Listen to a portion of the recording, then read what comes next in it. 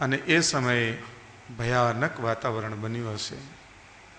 પહાડો પડતા હશે, નદીઓ ઉછળતી હશે, જળ સરોવરો ઉછળતા હશે, લોકો બૂમાબૂમ કરતા હશે અને પુનઃ નવા યુગની શરૂઆત થશે.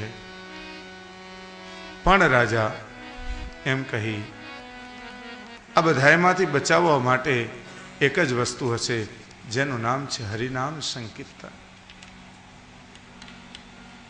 ભગવાનનું નામ જ માત્ર મનુષ્યનું કલ્યાણ કરવા વાળું હશે. ઘોર કલિયુગમાંથી બચવું હોય તો ફક્ત ભગવાનનો આશ્રય, દ્રઢ હિન ચરણ ન કેરો ભરોસો. માણસ આજે આશ્રય પદ જેવું આપણું રાષ્ટ્રગીત છે, જનગણ મન અધિનાયક, એ જ રીતે આશ્રય પદ એ આપણું પુષ્ટિ ગીત છે. ઘણા ખેદની વાતો હોય જ્યારે પુષ્ટિ ગીત ગવાતું હોય અને લોકો આપણે વાતો કરતા હોઈએ. હમણાં વચમાં હું સ્કૂલમાં ગયેલો, એક સ્કૂલની અંદર, ત્યાં મેં જોયું કે જ્યારે પ્રાર્થના ચાલતી હોય,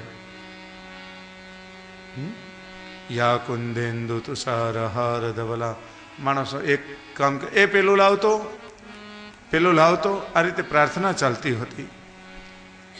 ત્યાં સુધી બધા પોતપોતાના કામ કરતા હતા અને અચાનક એક જ ક્ષણની અંદર જે વ્યક્તિ જે જગ્યાએ ઊભો હતો એ જગ્યાએ એકદમ શિસ્તમાં ઊભો રહી ગયો અને એ સમયે ગવાયું કયું? રાષ્ટ્રગીત. મેં કીધું કેમ ભાઈ, તમારું ઓલું મૂકવાનું હતું, આપવાનું? એટલે કે શાસ્ત્રીજી શાંતિ રાખો, ચૂપ.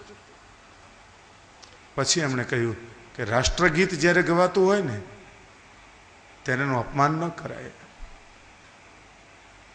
જો આપણા રાષ્ટ્રનું એક ગીત હોય અને એનું આપણે અપમાન ન કરતા હોઈએ તો પુષ્ટિ ગીત એટલે રાષ્ટ્રનો નહીં, આજે વિશ્વનો માલિક છે એનું ગીત,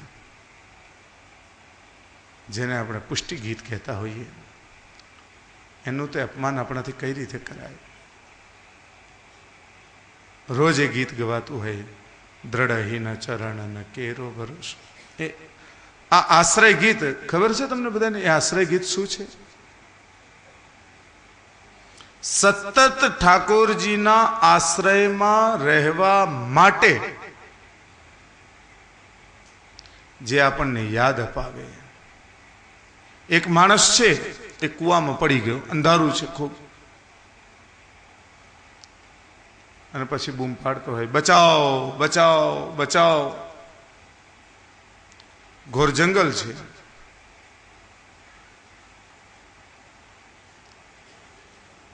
અને પછી બાજુમાંથી કોઈક નીકળે અને એ વખતે જ આપણે થાકીને બેસી જઈએ.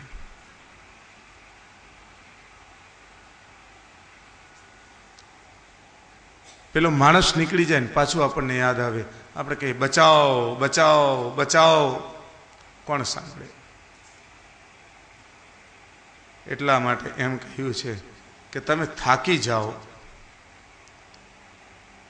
બોલતા બોલતા બચાવો બચાવો એમ બોલતા રહો, ત્યારે તમે થાકી જાઓ છો, અને થાકી જાઓ છો ત્યારે કોઈ બચાવી શકે એવી વ્યક્તિ ત્યાંથી પસાર થાય છે. કદાચ કોઈ વ્યક્તિ એવું આવ્યું અને એને આભાસ થયો કે કૂવામાં કોઈ પડેલું છે, એ દોરડું નાખે, ત્યારે તમે થાકીને સૂઈ ગયા હોય છે. કોઈ છે અંદર, પણ આપણે સૂતા છીએ, દોરડું પકડી નથી શકતા. છેવટે એ વ્યક્તિ પણ ચાલ્યો જાય છે, અને પાછા જાગીએ છીએ ત્યારે બૂમો પાડીએ છીએ, બચાવો બચાવો. કોણ બચાવે? પણ જ્યારે આપણે ભીડની અંદર છીએ, કૂવામાં પડેલા છીએ અને આપણે બહાર નીકળવું છે, તો એના માટે સતત એક બૂમ જરૂરી છે, મને બચાવો મને બચાવો મને બચાવો મને બચાવો. મને કોઈ શરણમાં લ્યો, મને કોઈ શરણમાં લ્યો. અને આશ્રય ગીતનો ભાવ એ જ છે કે આપણે જીવનની અંદર બધી જ પ્રવૃત્તિઓની અંદરથી ભલે થાકીએ, પણ અંતરથી એક નાદ તો હોવો જોઈએ, ઠાકોરજી હું તારો છું, આ સંસારમાં આવીને પડ્યો છું, તું ઠાકોરજી તું મને બચાવીને લઈ લે, ઠાકોરજી તું મને બચાવીને લઈ લે, આ સંસારમાં ફરીવાર ન આવવું પડે એવી કરુણા કર. આ આશ્રય પદનો ભાવ છે. અને છેવટે જ્યારે આવો કલિયુગ આવશે ત્યારે ઠાકોરજીનો એક જ આશ્રય જે છે ને એ માણસને બચાવશે. અને એટલા માટે વૈષ્ણવો, આપણે વાલા કુટુંબીજનો, આ એક પ્રતિજ્ઞા કરવી કે જ્યારે જ્યાં પણ આશ્રય પદ બોલાતું હોય ત્યારે આપણે આંખ બંધ કરી, હાથ જોડી અને ઠાકોરજીનું સ્મરણ ચોક્કસ કરવું. નિર્ભય કર્યા છે પરીક્ષિત રાજાને, આંખો બંધ કરી છે પરીક્ષિત રાજાએ. રાજા, હવે તને ભય છે? હું જ્યાં સુધી બેઠો છું ત્યાં સુધી તક્ષક નાગની તાકાત નથી આવીને તને કરડી શકે, અને મારા ગયા પછી તને બચાવવા વાળું કોઈ નથી રાજા. પણ યાદ રાખજે રાજા, જ્યારે તક્ષક દંશ દેતો હશે ત્યારે દેહ બળતો હશે, આત્મા તો અમર થઈ ગયો હશે. સુખદેવજી મહારાજે નિર્ભય કર્યા છે પરીક્ષિત રાજાને. પરીક્ષિત રાજાએ આંખો બંધ કરી છે, ધ્યાનમાં બેઠા છે. અને એ સમયે સુખદેવજી મહારાજ ત્યાંથી ઊભા છે અને જેવા જન્મી અને વ્યાસજીથી છટકી અને એ તરવોની વચ્ચે છુપાયા હતા, એવી જ રીતે સુખદેવજી મહારાજ આજે આ ઋષિકુલની વચ્ચેથી નીકળી અને ક્યાં છુપાયા એનો કોઈને ખ્યાલ નથી રહ્યો. જન્મેજય મહારાજ આવ્યા છે, સૌને દૂર કર્યા છે, પહેરો બાંધ્યો છે. ક્યારે તક્ષક તો શું એક કીડો પણ આવી અને મારા પિતાશ્રીને ન કરડી શકે. ભારે પહેરો બાંધ્યો છે. પરીક્ષિત મહારાજ આંખો બંધ કરીને બેઠા છે, શરીર બેઠું છે, આત્મા તો ક્યારનો ઠાકોરજીમાં વિલીન થયેલો છે. અને એ સમય થયો છે તક્ષકને આવવાનો. તક્ષક નાગ આવી રહ્યો છે અને કશ્યપ નામનો એક બ્રાહ્મણ, એને એમ થયું કે રાજાને હું બચાવું, મને સંપત્તિ મળશે. એની પાસે વિષ મારણની વિદ્યા. તક્ષકને સામો મળ્યો છે. તક્ષકે પહેલા એ બ્રાહ્મણને હટાવ્યો. તક્ષકે પરીક્ષા કરી કે ભૂદેવ તમારી પાસે કેવી રીતે વિદ્યા છે, હું જોઉં. તક્ષકે એક પીપળાના વૃક્ષને ફુકારો માર્યો, આખું પીપળાનું વૃક્ષ બળીને ભસ્મ થયું. અને એ સમયે તક્ષકે પોતાના પગની નીચે એક પીપળાનું પાન દબાવી રાખેલું હતું, એ પણ બળીને ભસ્મ થયું. જોયું છે એ બળીને ભસ્મ થયું છે. અને વિષ મારણની વિદ્યાના મંત્રથી પેલા ભૂદેવે જલની અંજલિ મારી, પાછું બળેલું વૃક્ષ પાછું ઘોર બન્યું છે. તક્ષકે છુપાવીને રાખેલું એવું પીપળાનું પાન પણ હરું ભર્યું બન્યું છે. સંપત્તિના લોભે આવેલા એ ભૂદેવને સંપત્તિ આપી અને તક્ષકે દૂર કર્યા છે. પણ જુએ છે કે પરીક્ષિત સુધી પહોંચાય એવો કોઈ રસ્તો નથી, એટલા માટે એમણે સહારો લીધો છે બીજા નાગ કુલોનો.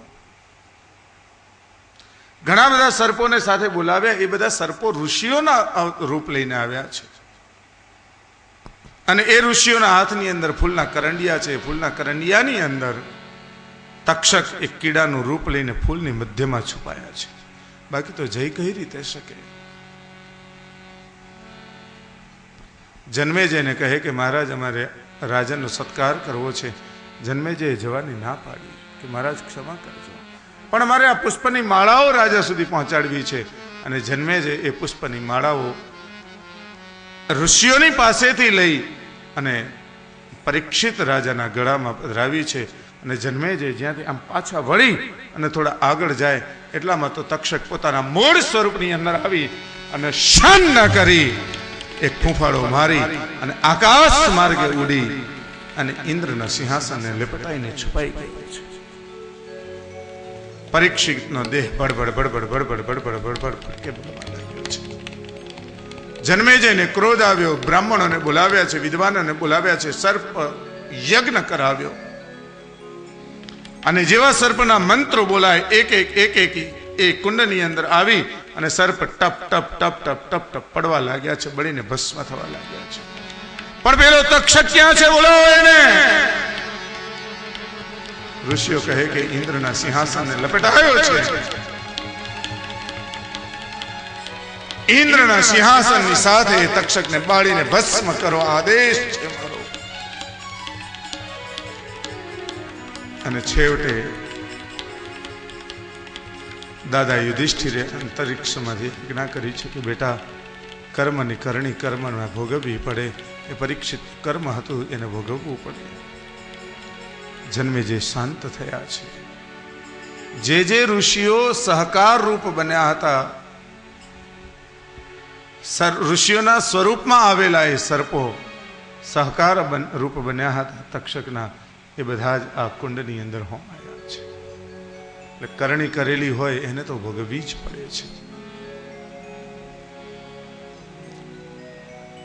જન્મે જઈને પણ આ સર્પ હત્યાનો દોષ લાગ્યો છે, એને કુષ્ઠ રોગ થયો છે.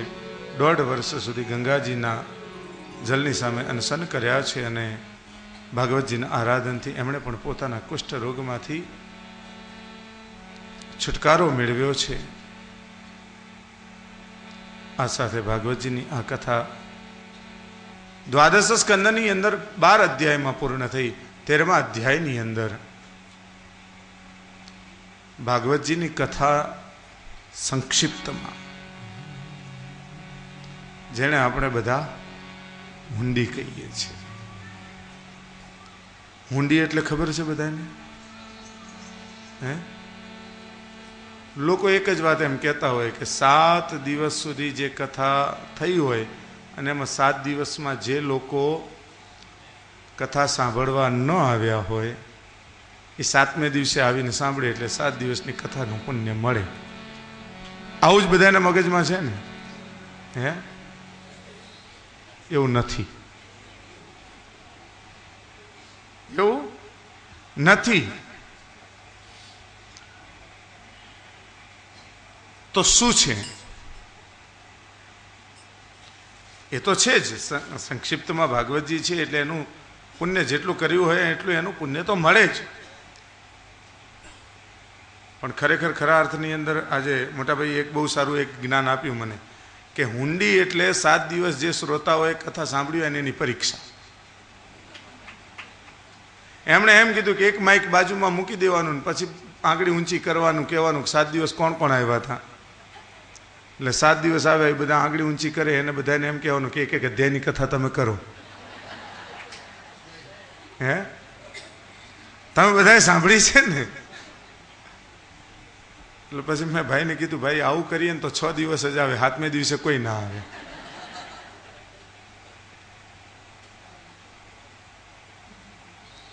એટલે એમણે બીજો અર્થ એ બતાવ્યો કે 7 દિવસ જે કર્યું છે એને સ્મૃતિમાં લાવવું.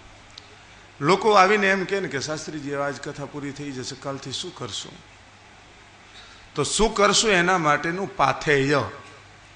પાથેય એટલે ભાથું. એ યાદોને તાજી કરી અને જ્યાં સુધી બીજી કથાનું અનુસંધાન ન મળે ત્યાં સુધી આ બધી કથાઓને વાગોળવી. અને વાગોળવા માટે થઈને સ્વાભાવિક છે કે એક કથા પૂરી થઈને બીજી કથા આવી હોય એટલે ઓલી પહેલી આપણે ભૂલી ગયા હોય તો એને શાસ્ત્રીજી પાછા સંક્ષિપ્તમાં યાદ કરાવે. જેને આપણે ઓલું વિડીયો કેસેટ જોવા માટે બેઠા હોય લગ્નની, એટલે આમ જોઈએ, પછી એક દ્રશ્ય જોઈએ ને પછી એમ કે આ તો જમણવાર છે ને, આ તો બધું જોયું, ચાલો જવા દો, હવે આગળનું બીજું કરો. બીજું થોડુંક જોઈએ ને પછી એમ કહીએ કે હવે આ જવા દો, બીજું કરો. એટલે જેમ એક વખત જોયું હોય ત્યારે તમે મજા આવે, આખી જોઈ લઈએ, પણ બીજી વખત જોવા બેઠા હોય એટલે ફટાફટ આ તો જોયું હતું, આ તો જોયું હતું, આ તો જોયું હતું, એમ કરતાં કરતાં આખી કેસેટ આપણે જોઈ લઈએ. તો આ આખી જે કેસેટ છે એને યાદ કરતાં કરતાં આપણે જોવાની, એનું નામ હુંડી. જોઈ છે ને? સાવધાન થઈ જઈએ. આપણા પહેલા દિવસની કથા યાદ કરો. પહેલો દિવસ યાદ છે? કયો પહેલો દિવસ? કયો દિવસ? હે ના, પહેલો દિવસ એ વામન અવતાર હતો, કૃષ્ણ જન્મની કથા હતી, ઠઠ્ઠાઈ ભાટિયા વાડી હતી, બકુલભાઈ વોરાએ કથા બેસાડેલી હતી અને ત્યાં ભરતભાઈ આવ્યા હતા અને એમના મનની અંદર એમ થયું કે હવે કથાનું આપણે આયોજન કરીએ. અને ચેતનાબેન, દિલીપભાઈ, ભરતભાઈ, ધીરેનભાઈ અને એની સાથે બીજા બે વડીલો પણ હાજર હતા અને બધાએ મળીને નક્કી કર્યું કે આપણે કથા કરવી છે. કથા કરવી છે ને એ નક્કી કર્યું ને એ પહેલો દિવસ.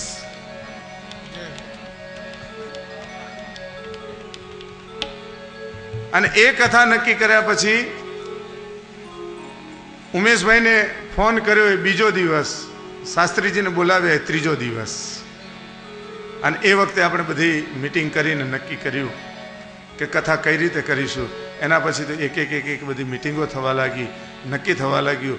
જેની પાસે ગયા અને જે સહકાર મળ્યો એ સહકારની એક ઘડી એટલે એક ક્ષણ એ ભાગવતની ક્ષણ છે. જેની પાસેથી જે દાન મળ્યું અને દાન મળ્યા માટેનો જે સમય હતો એ પણ ભાગવતની ક્ષણ હતી.